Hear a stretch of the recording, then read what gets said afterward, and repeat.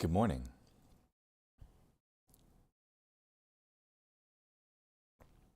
Thank you for joining me this day.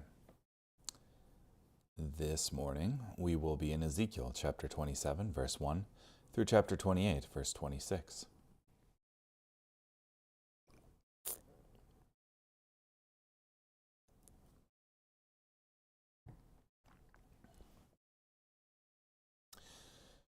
The word of the Lord came to me. You, son of man, sing a lament for Tyre. Say to Tyre, who sits at the entrance of the sea, merchant to the peoples on many coasts. This is what the sovereign Lord says. O Tyre, you have said, I am perfectly beautiful. Your borders are in the heart of the seas. Your builders have perfected your beauty. They crafted all your planks out of fir trees from Senir. They took a cedar from Lebanon to make your mast. They made your oars from oaks of Bashan. They made your deck with cypresses from the Kittian Isles. Fine linen from Egypt, woven with patterns, was used for your sail to serve as your banner. Blue and purple from the coastlands of Elisha was used for your deck's awnings. The leaders of Sidon and Arvad were your rowers. Your skilled men, O Tyre, were your captains. The elders of Gebal and her skilled men were within you, mending cracks. All these ships of the sea and their mariners were within you to trade for your merchandise. Men of Persia, Lud, and Put were in your army, men of war. They hung shield and helmet on you. They gave you your splendor. The Arvadites joined your army on your walls all around, and the Gammadites were in your towers. They hung their quivers on your walls all around. They perfected your beauty. Tarshish was your trade partner because of your abundant wealth. They exchanged silver, iron, tin, and lead for your products. Javan, Tubal, and Meshech were your clients. They exchanged slaves and bronze items for your merchandise. Beth Togarmah exchanged horses, chargers, and mules for your products. The Dedanites were your clients. Many coastlands were your customers. They paid you with ivory tusks and ebony. Edom was your trade partner because of the abundance of your goods. They exchanged turquoise, purple embroidered work, fine linen, coral, and rubies for your products. Judah and the land of Israel were your clients. They traded wheat from Minnith, millet, honey, olive oil, and balm for your merchandise. Damascus was your trade partner because of the abundance of your goods and of all your wealth. Wine from Helbon, white wool from Zahar, and casks of wine from Izel they exchanged for your products. Wrought iron, cassia, and sweet cane were among your merchandise. Dedan was your client in saddlecloths for riding. Arabia and all the princes of Kedar were your trade partners. For lambs, rams, and goats they traded with you. The merchants of Sheba and Ramah engaged in trade with you. They traded the best kind of spices, along with precious stones and gold for your products. Haran, Kana, Eden, merchants from Sheba and Asher and Kilmed were your clients. They traded with you choice garments, purple clothes, and embroidered work, and multicolored carpets, bound and reinforced with cords. They were among your merchandise. The ships of Tarshish were the transports for your merchandise. So you were filled and weighed down in the heart of the seas. The rowers have brought you into surging waters. The east wind has wrecked you in the heart of the seas. Your wealth, products, and merchandise, your sailors and captains, your ship carpenters, your merchants, and all your fighting men within you, along with all your crew who are in you, will fall into the heart of the seas on the day of your downfall. At the sound of your captain's cry, the waves will surge. They will descend from their ships, all who handle the oar, the sailors and all the sea captains. They will stand on the land. They will lament loudly over you and cry bitterly. They will throw dust on their heads and roll in the ashes.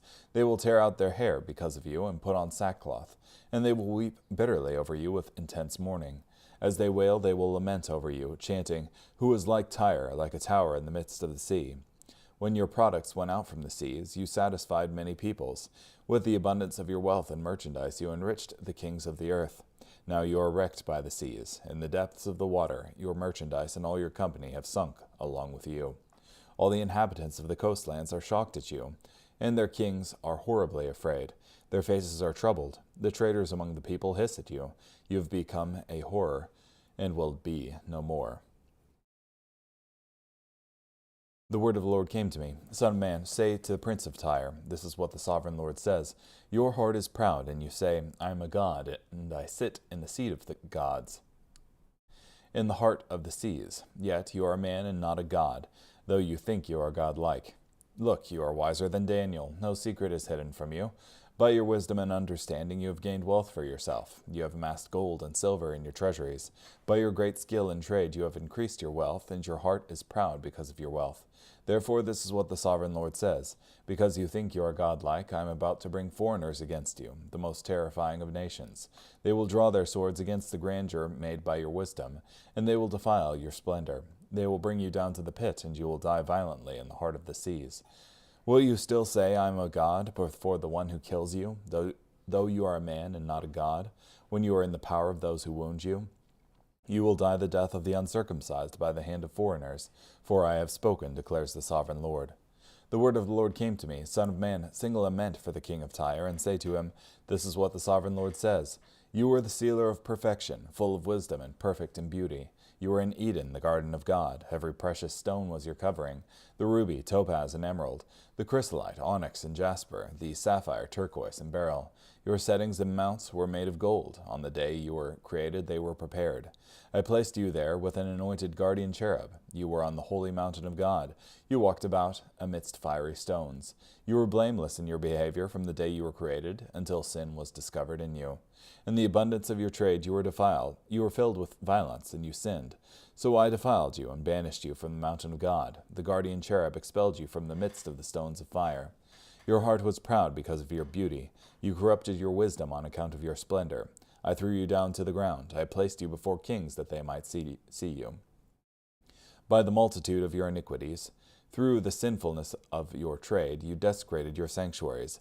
So I drew fire out from within you. It consumed you, and I turned you to ashes on the earth before the eyes of all who saw you.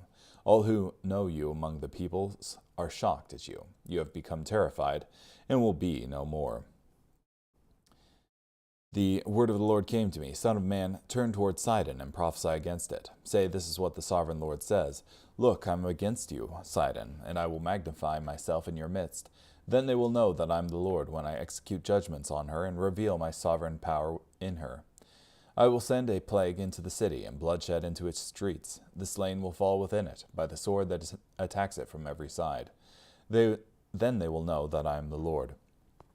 No longer will Israel suffer from the sharp briars or painful thorns of all who surround and scorn them. Then they will know that I am the sovereign Lord. This is what the sovereign Lord says. When I regather the house of Israel from the peoples where they are dispersed, I will reveal my sovereign power over them in the sight of the nations, and they will live in their land that I gave to my servant Jacob. They will live securely in it. They will build houses and plant vineyards. They will live securely when I execute my judgments on all those who scorn them and surround them. Then they will know that I am the Lord their God.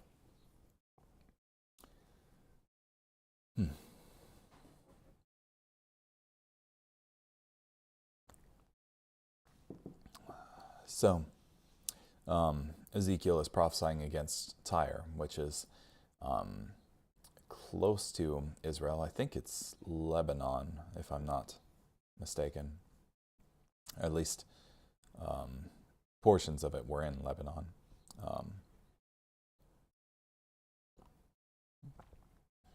But apparently Tyre was reveling, I guess, in their beauty and splendor as a nation. It talks about all of the trading partners that Tyre had. And all of the things that they were trading for, which is kind of an interesting thing archaeologically, because you have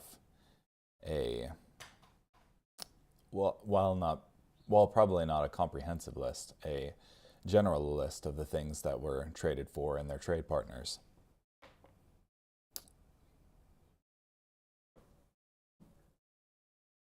It just struck me, though, that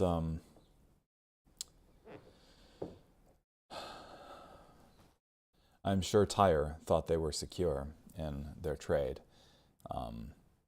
that they were safe from harm because of how much economic prosperity and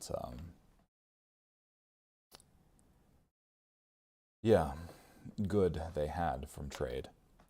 But they too fell. And we as a nation shouldn't take comfort in economic prosperity as being a sign that will endure. Rather, we should obey God and,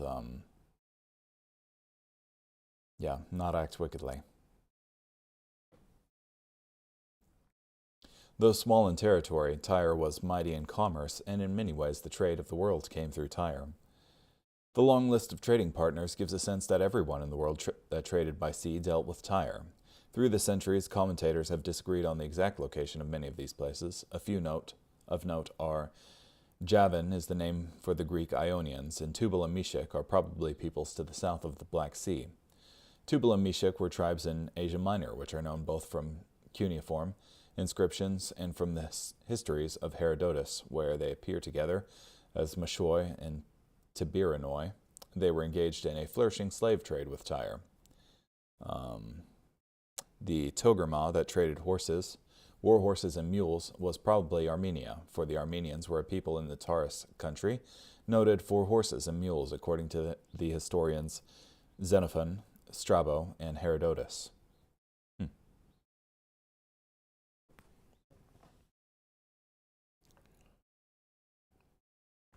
Among the long lists of goods bought and sold was this tragic entry, human slaves.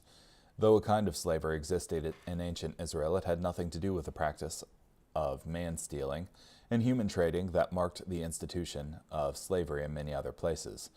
This treatment of human beings like property and mere tools for economic profit was contrary to God's law and the dignity of all humanity created in his image. It seems that Tyre was especially guilty and cold-blooded in this practice. Long before Ezekiel's time, Amos rebuked Tyre for their traffic in slaves as a violation of the covenant of brotherhood.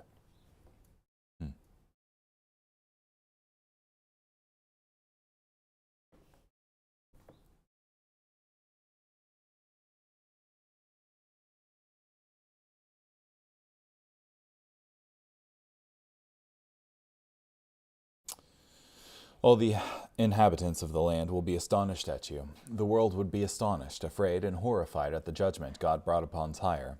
This great lamentation is an advanced demonstration of what the whole world would do when Satan's system, Babylon the Great, collapses before the Lord returns to establish his kingdom. Revelation 18, 17, and 19. Yeah, it's very similar to that portion where it talks about all the different kinds of goods and trade that were flowing into Babylon, New Babylon, and how astonished the traders of the world will be at its collapse.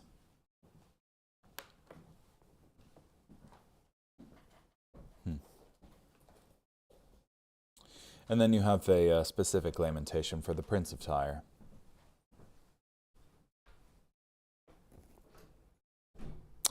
Ezekiel may have had a specific prince of Tyre in mind. According to Phoenician annals, the king of this time was Ithabal II, called Ithabalus II by Josephus. The prophecy has been dated shortly before the siege of Tyre by Nebuchadnezzar, 585 to 573, during the reign of Ithabal II.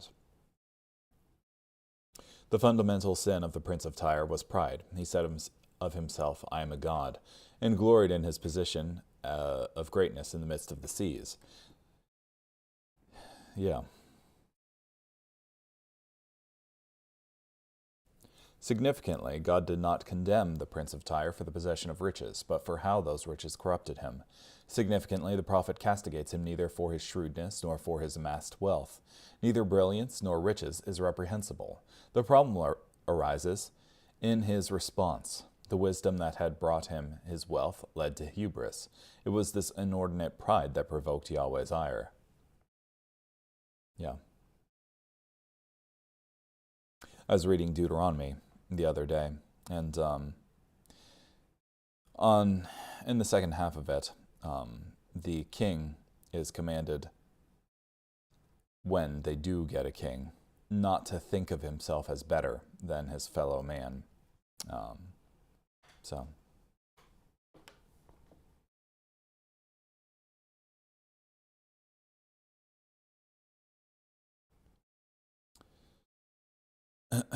Take up your lamentation for the king of Tyre. Ezekiel 28, 1-10 spoke to the prince of Tyre, and here Ezekiel spoke to the king of Tyre. His clear and curious description of the king of Tyre shows that this was indeed a ruler over the prince of Tyre, ruling over him in a spiritual sense. In the context of a lament for an arrogant human king, God spoke of the sin and the fall of the spiritual power behind that king.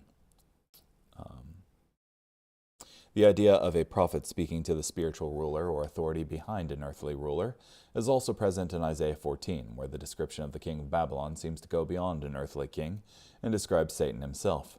We also see this idea in Daniel, chapter 10, verses 10-20, where the angel Michael describes his battle with a spiritual opponent he called the Prince of Persia.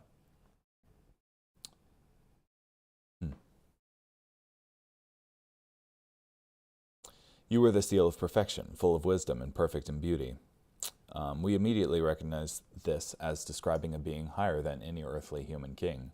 God did not describe the proud way of the king of Tyre, thought of himself, but as he actually was, a being of great perfection, wisdom, and beauty. You were in Eden, the garden of God.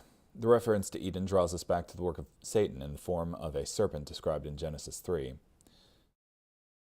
The power behind the prince of Tyre, the true king of Tyre, was Satan himself, the great adversary of God and humanity.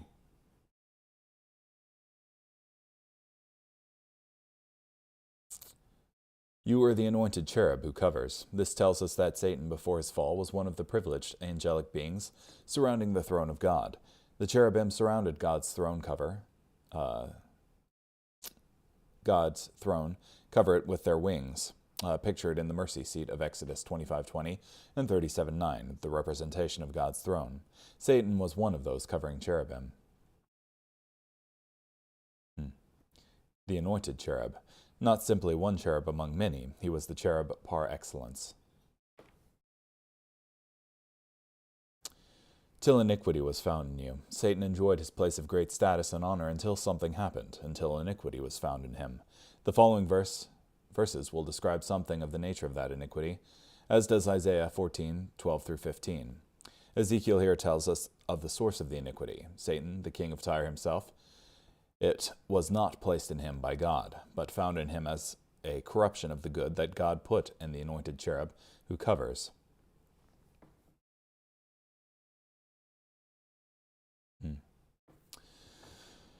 Carrying on, Hebrews chapter 11, verses 17-31. By faith, Abraham, when he was tested, offered up Isaac. He had received the promises, yet he was ready to offer up his only son. God had told him, "Through Isaac, descendants will carry on your name." And he reasoned that God could even raise him from the dead, and in a sense, he received him back from there. By faith also, Isaac blessed Jacob and Esau concerning the future. By faith, Jacob, as he was dying, blessed each of his sons of Joseph, and worshipped as he leaned on his staff. By faith, Joseph, at the end of his life, mentioned the exodus of the sons of Israel, and gave instructions about his burial. By faith, when Moses was born, his parents hid him for 3 months, because they saw the child was beautiful, and they were not afraid of the king's edict. By faith, when he grew up, Moses refused to be called the son of Pharaoh's daughter, choosing rather to be ill-treated with the people of God, than to enjoy sin's fleeting pleasure. He regarded abuse suffered for Christ to be greater wealth than the treasures of Egypt, for his eyes were fixed on the reward. By faith he left Egypt without fearing the king's anger, for he persevered as though he could see the one who is invisible. By faith he kept the Passover and the sprinkling of the blood, so that the one who destroyed the firstborn would not touch them. By faith they crossed the Red Sea as if on dry ground, but when the Egyptians tried it, they were swallowed up. By faith the walls of Jericho fell after the people marched around them for 7 days. By faith Rahab the prostitute escaped the destruction of the disobedient, because she welcomed the spies in peace. Yeah.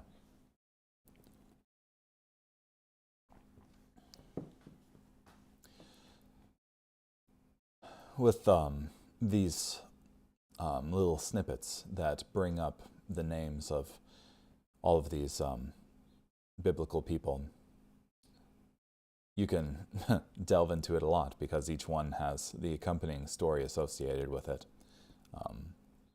The one with the binding of Isaac here is interesting because Hebrews adds the additional details,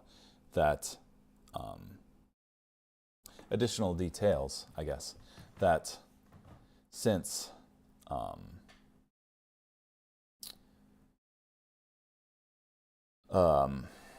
God had promised Abraham, through Isaac, descendants will carry on your name, that he reasoned that God could even raise Isaac back from the dead.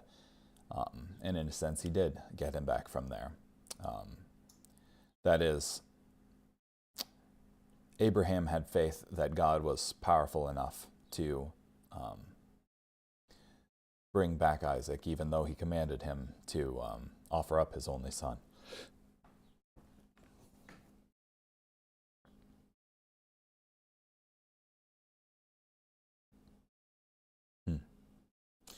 The bit with Moses there is interesting too, that Moses refused to be called the son of Pharaoh's daughter. That is, he refused to stay in the palace and enjoy the wealth of Egypt, but instead chose to go out with his fellow Israelites and suffer the abuse that his fellow Israelites were suffering.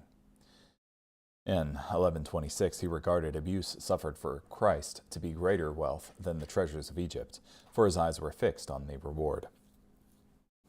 Yeah. Psalm 111, verses 1 through 10.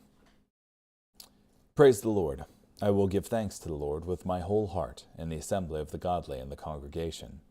The Lord's deeds are great, eagerly awaited by all who desire them. His work is majestic and great, and glorious, and his faithfulness endures forever. He does amazing things that will be remembered. The Lord is merciful and compassionate. He gives food to his faithful followers. He always remembers his covenant. He announced that he would do mighty deeds for his people, giving them a land that belonged to other nations.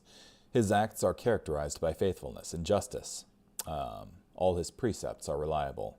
They are forever firm and should be faithfully and properly carried out. He delivered his people. He ordained that his covenant be observed forever. His name is holy and awesome. To obey the Lord is the fundamental principle for wise living. All who carry out his precepts acquire good moral insight. He will receive praise forever. Yeah. His name is holy and awesome. The Old Testament does not treat our adjectives as flippantly as we often do. Awesome is a word that's used to describe God, essentially. That is, only God and his name are awe-inspiring type thing. And finally, Proverbs chapter 27, verses 15 and 16. A continual dripping on a rainy day and a contentious wife are alike. Whoever hides her hides the wind, or grasps oil with his right hand. Choose your spouse carefully. Ugh. Okay, well, thank you so much for joining me today. Hope you have a good day. Bye.